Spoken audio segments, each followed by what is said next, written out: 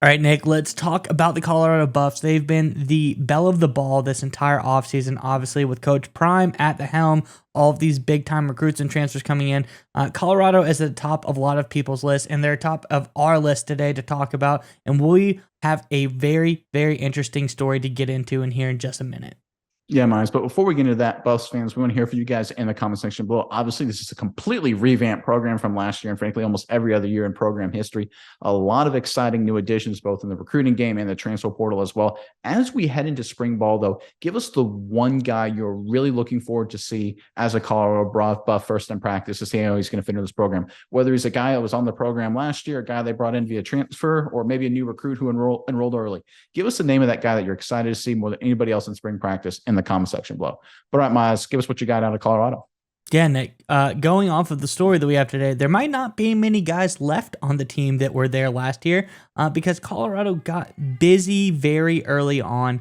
They were in the transfer portal, they were making moves, and per 24/7 Sports, Nick, they are now named the number one transfer portal class of 2023. And that is hugely impressive, seeing as how last year they were number 78 in the transfer portal class. That is a massive jump. I think everybody has to see, if anything alone, Deion Sanders has already made a big improvement in that aspect. And you think of, we all know the big names. You got Travis Hunters, you got Shadur Sanders, you got the Jimmy Horns from Central Florida. A lot of big time names coming to the school. But that's not the only place where Colorado is being ranked up high, Nick. Over on Fox Sports, they did their early AP top 25 rankings, Nick. Guess who's on the list at number 20? They're not even at the bottom. They're 5 spots up from the bottom. They're at number 20. Colorado is making this list, and they are looking to have their heights go no end in sight. There is no telling by the time that the season rolls around how high they might be in the preseason rankings. Miles, this team was 1-11 last year. They were terrible. I had to double check the record right now just to make sure I didn't get that wrong because I kind of forgot how many games they lost. They were downright god awful, terrible. There's no other way to describe it. This is a program that should not be ranked in the top 25 based on that. They should not. Maybe they should be rebuilding, right? Take a few years to slowly build up the talent pool again, go through 5-7, 7-5, and then, maybe then after that, you get ranked in the top 25 in a preseason edition. This is, just like you alluded to, the transfer portal, the Coach Prime effect, and he's blowing my expectations out of the water. I was expecting a pretty good change in the talent level. Obviously, did some great things at Jackson State. I was not expecting what he's done, especially when you look at the programs. Fox Sports has ranked Colorado ahead of Miles. You've got Oklahoma, the Venables at 21 going to his second year. They had a heck of an offseason. Iowa's always tough. They had some good transfers as well. Colorado's ahead of them. How about Texas? The University of Texas bringing in Arch Manning, another Manning into the fold. Yeah, that's not enough to keep up with Coach Prime. And of course, Texas Tech falls out at 25 as well. Colorado ahead of them, even though Texas Tech has been obviously a much better program over the last few years than Colorado has been. When I look at what Deion Sanders has done, I think this is the part that's most unbelievable, is because when you look at these preseason polls, obviously they're never 100% accurate. They change all the time. We don't know how the games shake out.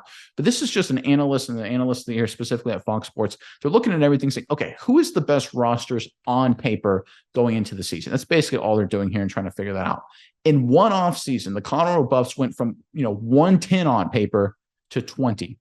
There is not a coach, not Nick Saban, not Kirby Smart, not Lincoln Riley. There is not a coach in college football, frankly, not a coach in college football history that takes the 110 roster one day and turns it to the number 20 roster the next. That's never happened before. And what we're seeing from Deion Sanders at this point at Colorado, when you look at these polls right here, these rankings, is incredibly historic. I mean, this blows my expectations out of the water. And he's only been on that for what, a few months? I mean, this is staggering what he could accomplish there.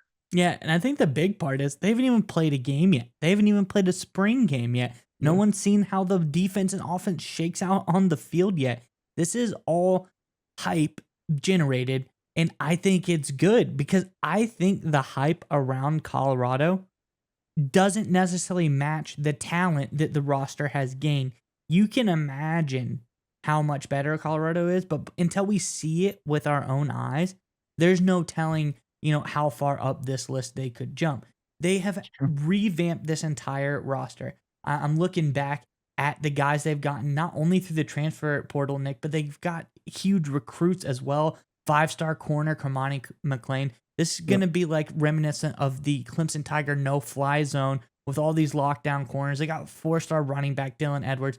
This is a big-time recruiting class. This is a big-time transfer portal class. I just think Colorado, they are so big right now, and there's no telling if they could be even bigger once they are able to hit the field this fall.